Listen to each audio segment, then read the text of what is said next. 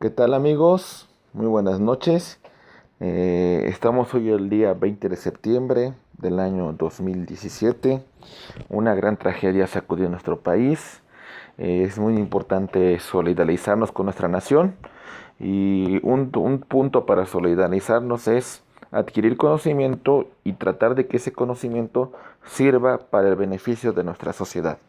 Y uno de los puntos muy importantes que tenemos que destacar en nuestra materia de derecho constitucional y derechos humanos es el tema del poder constituyente. Esta característica, este elemento del poder constituyente es fundamental toda vez que vamos a entender el origen de nuestra norma constitucional. Vamos a partir de un estudio de algunos conceptos para que posteriormente aterricemos cuáles son los alcances del poder constituyente. En esta presentación vamos a hablar de tres conceptos fundamentales. El poder, en primer lugar. Posteriormente hablaremos del acto constituyente y concluiremos con el poder constituyente para hablar de una clasificación del poder constituyente. Para esta presentación nos basamos en la obra del doctor Elisur Arteaga Nava, denominado Derecho Constitucional. Entonces, en primer lugar, vamos a definir qué es el poder. El poder implica la existencia de una fuerza para dominar, dominio o influencia sobre otros. Al final de cuentas, el dominio o la fuerza que tiene el poder constituyente es la potestad de crear una nueva constitución. El acto constituyente, que también mencionamos que es muy importante definirlo, es un hecho u hechos que se manifiesta en una voluntad política, en una decisión del pueblo, cuya eficacia permite al pueblo organizarse en una sociedad civil o Estado. La potestad de este pueblo, la voluntad de regirse hacia futuro por una nueva norma fundamental. Otro punto muy importante que tenemos que destacar es el poder constituyente. Y por poder constituyente, el doctor Elisur Arteaga Nava entiende la facultad de realizar el acto constituyente, la potestad del pueblo de crear una nueva constitución. Esta potestad, asumida por una asamblea política que es asistida y es representada por el pueblo, es atribuida al poder legislativo con la finalidad de crear o de reformar la Constitución. Es muy importante que una vez analizando estos conceptos, estudiemos la clasificación del poder constituyente. Desde esta perspectiva vamos a hacer la siguiente clasificación. Vamos a hablar del poder constituyente originario y derivado, del poder constituyente abierto y cerrado y del poder constituyente formal y material. Empezamos por la primera clasificación. Poder constituyente originario y derivado.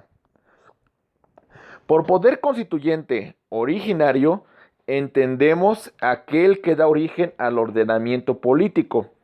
Es de esta manera que el poder constituyente originario es el que crea la primera constitución.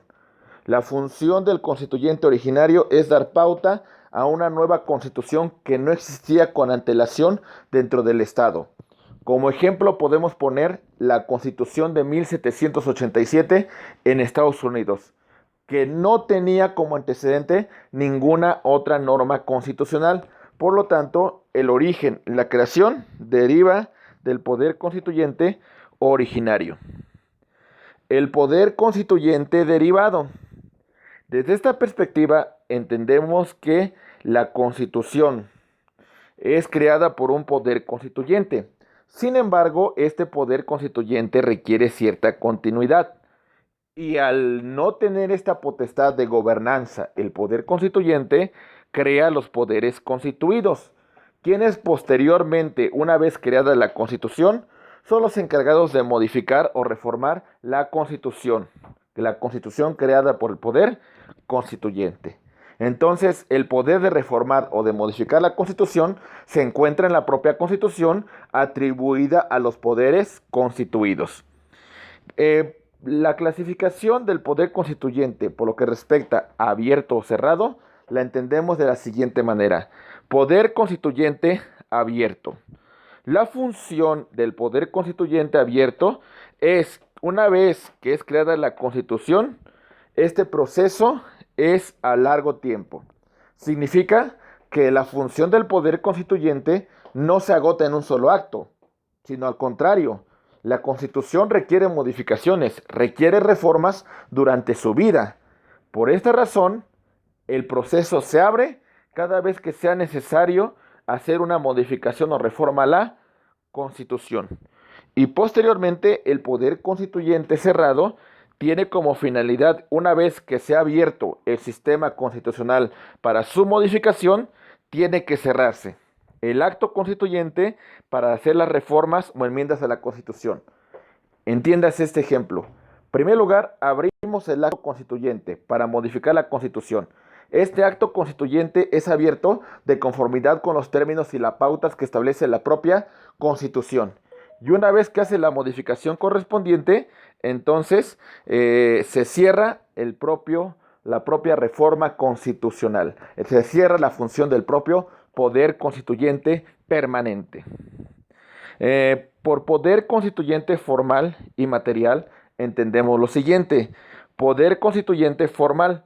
La función del poder constituyente formal será la que se ejerce a través de los procedimientos que prevé la propia Constitución o norma fundamental para su modificación. Acuérdense, el poder constituyente tiene una función, crear una Constitución.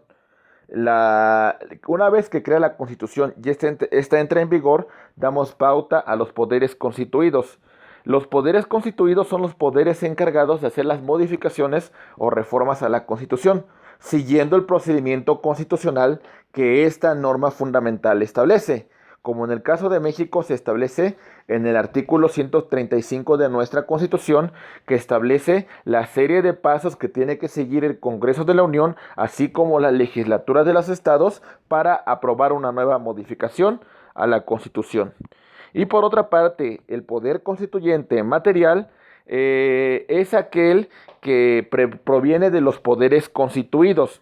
Recuerden ustedes, el constituyente crea la Constitución y una vez que crea la Constitución da pauta a los poderes constituidos que son creados para gobernar. Y estos poderes constituidos van a establecer las normas secundarias que tienen que tener como origen la norma fundamental.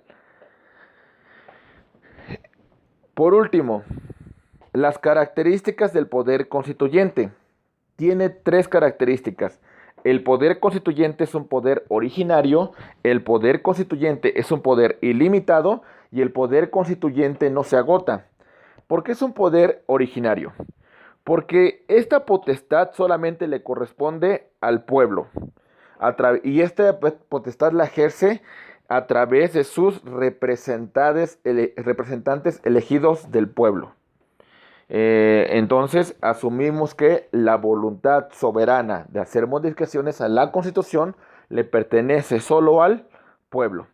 Desde esta perspectiva de poder ilimitado es que no se encuentra sujeto a ninguna autoridad o procedimiento preexistente que lo regule. No, al contrario, esta no está subordinada a ningún otro poder. Su función se encuentra por encima de los propios poderes constituidos, pero sin embargo tiene una limitación, no va a gobernar. Su única función es crear una constitución y dejar que los poderes constituidos gobiernen. Y por último, no se agota el poder constituyente hasta que haya sido creada la Constitución y ésta entre en vigor.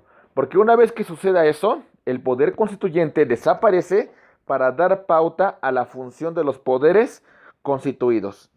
Pues bien amigos, este es un tema muy importante que desarrollamos, el poder constituyente, y para concluir con esta exposición, solamente es importante recalcar que el poder constituyente no es creado para gobernar.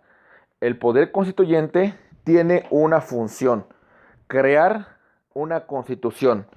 Y una vez que crea esta constitución, el poder constituyente tiende a disolverse para dar a que los poderes constituidos sean los que se encarguen de gobernar de acuerdo a las pautas que determinó el constituyente en el texto constitucional. Muchas gracias amigos y como siempre estamos a sus órdenes.